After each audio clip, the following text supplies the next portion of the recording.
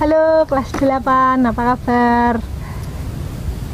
Hari ini kita mau membahas materi pokok bab 11 dengan judul memaafkan berarti memulihkan hubungan. Yuk silakan diambil buku religiositasnya. Kita mau buka sama-sama materi pokok 11. Bu Irma tunggu. Ya, jika sudah silakan dibuka halaman 56 materi pokok 11. Memaafkan berarti memulihkan hubungan. Bu Irma akan membacakan landasan pemikirannya. Pada dasarnya, orang adalah rapuh dan lemah. Orang bagaikan benda yang terbuat dari tanah. Jika tidak berhati-hati, dapat retak, pecah, dan berantakan tidak karuan. Kerapuhan dan kelemahan ini menjadikan orang gampang berbuat khilaf, lalai, salah, jahat, dan tak berperi kemanusiaan. Selain itu, ketika berbuat salah, orang berusaha untuk membela dan membenarkan dirinya sendiri dengan menyalahkan orang lain, atau gampang mengkambing hitamkan orang lain, bukannya minta maaf. Dengan meminta maaf berarti orang mau merendahkan dirinya dan mengakui kesalahannya. Sebaliknya, memaafkan berarti dengan rendah hati mau memberi ampun atas kesalahan orang lain dan tidak menganggapnya salah lagi. Pembebasan seseorang dari hukuman atau tuntutan denda. Meminta maaf dan memaafkan hanya dapat dilakukan oleh orang-orang berjiwa mulia dan kesatria. Semangat memaafkan yang diajarkan oleh agama dan kepercayaan masing-masing dapat mengalami hambatan dan dukungan yang sangat berarti. Unsur yang menghambat tindakan memaafkan adalah sikap arogan atau kesombongan diri, egois, berjiwa kerdil, miskin pengalaman memaafkan atau dimaafkan, pandangan yang salah mengenai memaafkan, suka mengkambing hitamkan, melempar batu sembunyi tangan, dan sebagainya. Unsur pendukung tindakan memaafkan adalah sikap kesatria, rendah hati, jiwa besar, adanya pengalaman memaafkan dan dimaafkan, adanya pandangan yang benar mengenai memaafkan, dan sebagainya. Buah-buah kehidupan yang dirasakan dari kesediaan untuk memaafkan orang lain adalah membuat hidupnya sendiri dan bersama menjadi sukacita, damai, guyup, harmonis, berkembang, berkualitas, dan penuh syukur. Dalam pergaulan sehari-hari dengan teman, kita sering cekcok dan salah paham satu sama lain. Kita jaga gengsi ketika bersalah sehingga tidak mau meminta maaf, atau kita tidak mau memaafkan teman-teman yang berbuat salah. Akibat yang ditimbulkan adalah kehidupan pribadi dan bersama selalu dalam ketegangan, tidak mengenakan. Nah, melalui materi pokok ini kita diharapkan dapat menemukan kebenaran bahwa memaafkan teman yang bersalah atau meminta maaf ketika bersalah merupakan cara yang paling tepat untuk menyelesaikan masalah.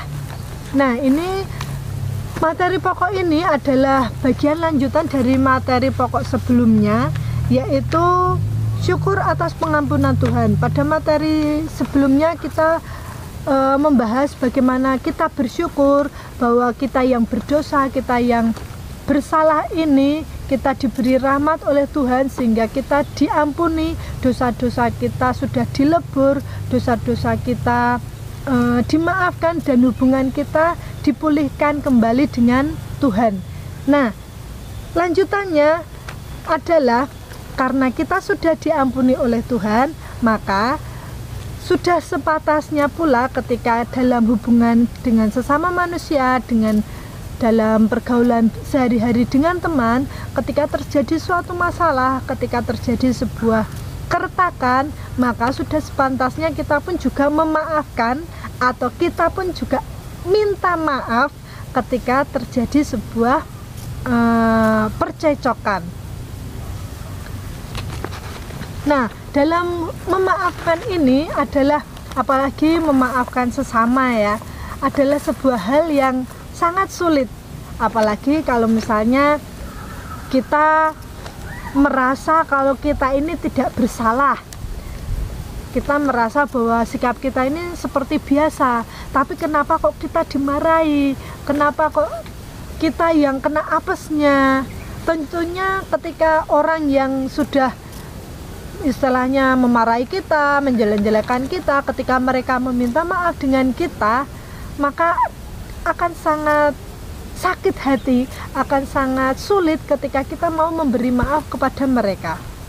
Sebaliknya, ketika kita bersalah kepada orang lain dan orang lain itu, emang dia siapa? Aku harus minta maaf. Nah, kegengsian kita ini, egonya kita sebagai manusia membuat kita ini menjadi sulit untuk meminta maaf.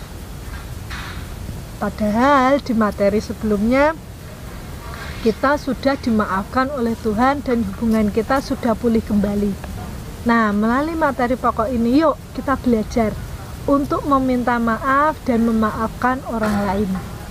Bu Erma pernah cerita ya tentang kentang busuk di kelas kalian, bahwa ketika kita menyimpan kepahitan, ketika kita menyimpan sakit hati dari orang lain yang menyakiti kita, kita ini seumpama membawa sebuah kentang busuk.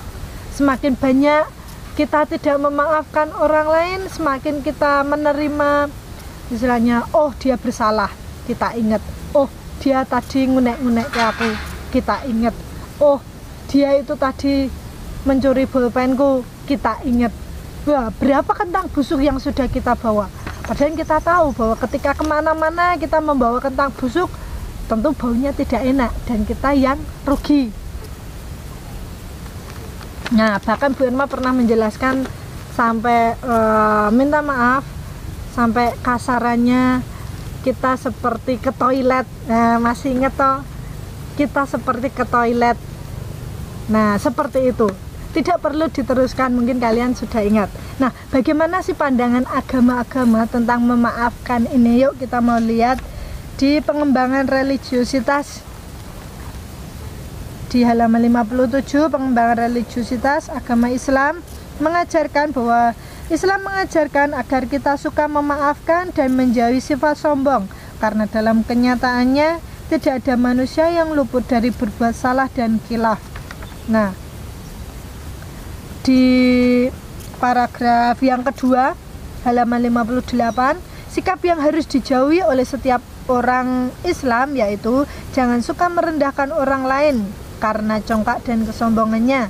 Begitu pula termasuk kesombongan yang paling buruk bagi manusia yang tidak mau beriman atau orang yang tidak mentaati perintah Allah dan Rasul-Nya. Nah, di sini dikatakan tadi bahwa Islam menganjurkan, mengajarkan untuk kita suka memaafkan.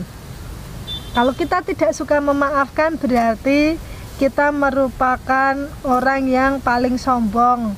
Nah, paling buruk bagi manusia karena kita tidak mematuhi peraturan yang ada. Setiap agama itu mengajarkan untuk kita memberi maaf. Tidak ada agama yang mengajarkan gigi ganti gigi. Istilahnya ketika kamu dijotos, kamu sakit, maka kamu harus membalasnya. Tidak, setiap agama mengajarkan bahwa kita harus memaafkan. Itu baru agama Islam. Bagaimana dengan agama Katolik? Yuk kita lihat. Dalam perjanjian baru, Kristus mengumpamakan Allah itu sebagai seorang bapa yang sangat baik. Kisah tentang anak yang hilang sebenarnya mau menceritakan kebaikan bapa dari anak yang hilang itu. Tetapi tanda kebaikan dan pengampunan Allah yang terbesar ialah Yesus Kristus sendiri. Dan Yesus Kristus telah mengajarkan dan memberi contoh bagaimana harus mengampuni. Bahkan Yesus memberikan kepada manusia sakramen pengampunan, sehingga setiap orang yang telah berdosa dapat mengalami pengampunan itu secara lahiriah dan batiniah. Kesadaran bahwa Allah adalah Bapa yang baik dan Maha Rahim tentu merupakan suatu hiburan dan peneguhan bagi para remaja. Karena para remaja boleh percaya bahwa Allah lah yang paling mengerti akan kelemahan dan keunggulan mereka dan akan selalu memaafkan kesalahan mereka lebih dari siapapun juga di bumi ini, asal mereka bertobat dan mau kembali seperti si anak hilang itu.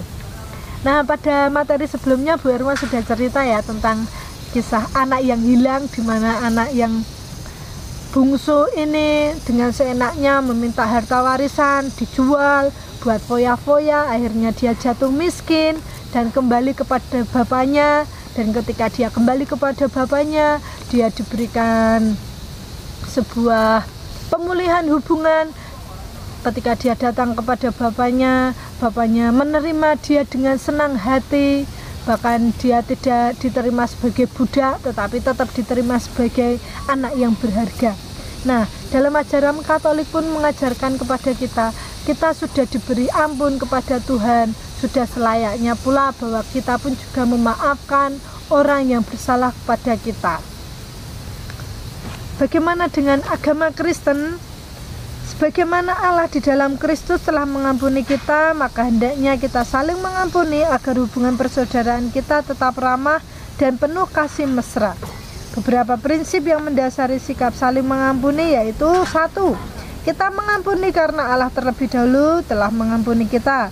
2. Mengampuni itu tidak ada batasnya.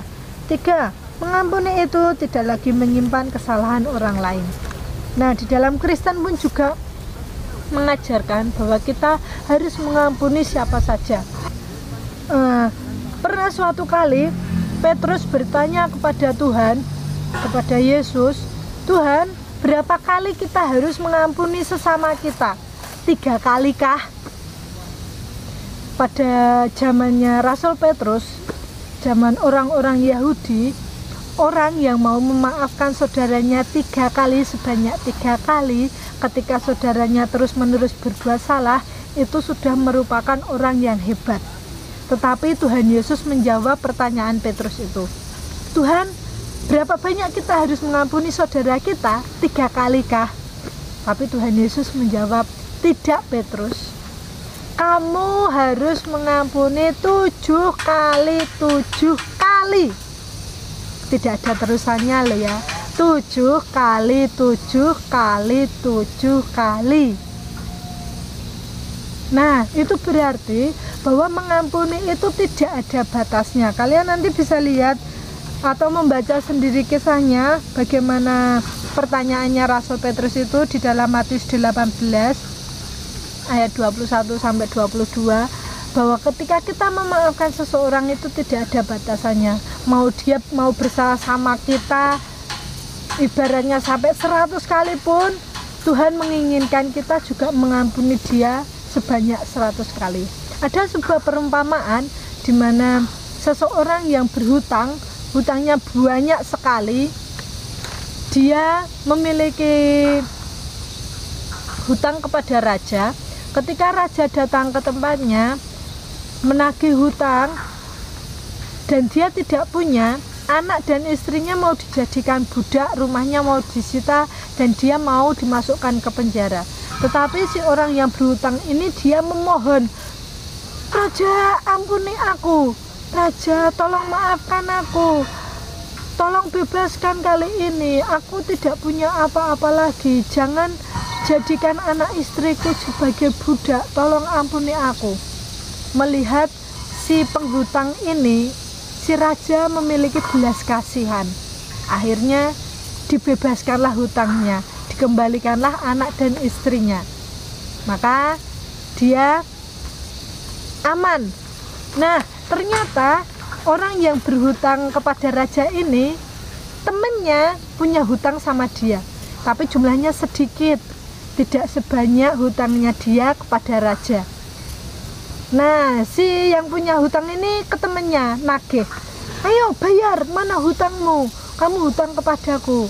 Temannya ini bilang, aduh, aku belum punya, tolong beri kasih waktu, nanti pasti akan kubayar, aku belum punya sekarang. Tapi yang punya hutang kepada raja ini tidak mau tahu dan memperkarakan kasusnya ini ke pengadilan sehingga orang ini dipenjara. Teman-temannya yang melihat kejadian ini, dia lapor ke raja. Raja, ya, orang yang kamu bebaskan hutangnya memenjarakan orang lain karena orang lain ini tidak bisa membayar hutangnya. Apa? Dia tidak mengampuni temannya? Tidak, raja. Akhirnya dipanggillah lagi si yang punya hutang ini kepada raja. Ditanyain, benar kamu memenjarakan temanmu. Ya raja, dia kan tidak mau bayar hutangnya kepada saya. Kamu ini tidak punya rasa belas kasihan, kata si raja. Kamu hutang ke saya jutaan miliaran rupiah, kamu memohon kepada saya kamu bebaskan, tapi ternyata kamu tidak mau melakukan hal yang sama kepada temanmu. Maka sekarang kamu pun juga akan kumasukkan ke dalam penjara, dan anak istrimu akan kujadikan budak. Nah, melalui dari perumpamaan ini, cerita ini, Tuhan mengajarkan bahwa sebenarnya dosa kesalahan kita ini seperti orang yang punya hutang ini loh kepada Tuhan. Banyak tidak terhitung jumlahnya. Tapi kalau kita memohon ampun kepada Tuhan, kepada raja, diampuni kan? Nah, diampuni. Yang diinginkan Tuhan, kita pun melakukan hal yang sama dengan sesama kita, yang kesalahannya tidak sebanding dengan dosa kita kepada Tuhan tentunya. Nah, ketika kita tidak mau mengampuni teman kita, saudara kita yang bersalah kepada kita sesuai dengan raja itu tadi, seperti yang dalam perumpamaan itu tadi, maka sebenarnya Tuhan pun juga tidak akan mengampuni dosa-dosanya kita. Paham ya di sini ya? Kalau kita ingin diampuni Tuhan, kalau kita ingin pembebasan dari Tuhan, yuk kita pun juga mau belajar untuk mengampuni orang lain. Kita pun juga belajar memaafkan mereka. Seperti yang Bu Roma bilang, memaafkan orang yang membuat kita sakit hati, tidak perlu kita bilang ke orangnya. Cukup dalam hati kita, aku mau memaafkan kamu, aku mau mengampuni kamu, aku mau melepaskan sakit hatiku kepada kamu. Beres, kita clear. Dan Tuhan akan senang dengan apa yang kita lakukan. Oke, lanjut ke agama Hindu. Yama Brata adalah pengendalian diri yang harus dilakukan setiap orang, setiap manusia dalam usaha meningkatkan kualitas hidup yang lebih baik.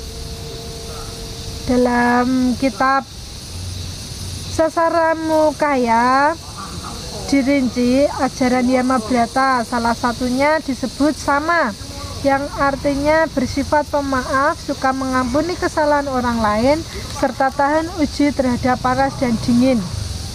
Ajaran yang lain adalah Niyama Brata, yaitu pengendalian rohani dengan tujuan agar rohani menjadi suci bersih. Agama Hindu pun juga mengajarkan ampuni, maafkan. Bagaimana dengan Buddha? Dikatakan, jika seorang marah padamu, cobalah mencari sebab masalah itu. Mungkin saja ada kaitannya dengan apa yang telah Anda lakukan. Jika Anda telah berbuat salah, akuilah dan minta maaflah untuk kesalahan itu. Jika kemarahan itu akibat kesalahpahaman, berbicaralah dari hati ke hati dan bertekadlah untuk menyelesaikannya. Sebaliknya, jika kemarahan itu muncul akibat cemburu ataupun masalah emosi dari pihak yang marah, jangan membalas kemarahannya dengan kemarahan, meskipun itu merupakan sebuah kecenderungan yang wajar. Sama, agama Buddha pun juga mengajarkan memaafkan, minta maaf. Kita lihat agama Konghucu. Agama Konghucu mengajarkan agar manusia lebih banyak menuntut diri sendiri, sebaliknya penuh toleransi kepada orang lain. Di sini dikatakan, kita lihat kalimat terakhir, seorang yang berperi cinta kasih ingin dapat tegak, maka berusahalah agar orang lain pun tegak. Jika ingin maju atau sukses, maka berusahalah pula agar orang lain maju. Sama, Konghucu pun juga mengajarkan hal yang sama. Kita lihat kesimpulannya bahwa semua agama mengajarkan kita untuk memaafkan, untuk mengampuni. Berarti kalau ada ajaran yang mengatakan bahwa kita harus menyakiti orang lain, kita harus sampai kasarnya membunuh orang lain supaya kita masuk surga, berarti ajaran agama itu sudah dipelintir oleh oknum tertentu untuk tujuan tertentu. Kita lihat dari materi ini tadi bahwa setiap agama mengajarkan bahwa kita harus mengampuni, memaafkan, karena dari situ akan terjadi pemulihan hubungan. Nah, semoga melalui dari materi pokok ini kita belajar dan kita mau membuka diri kita untuk kita mau mengampuni orang lain, untuk kita mau memaafkan orang lain, dan kita belajar. Memang tidak mudah, tapi kita mau belajar. Ya, terima kasih sudah menyimak dari awal sampai selesai. Semoga kita mendapat hikmah ya, mendapat pengajaran yang baik untuk hari ini. Sampai jumpa.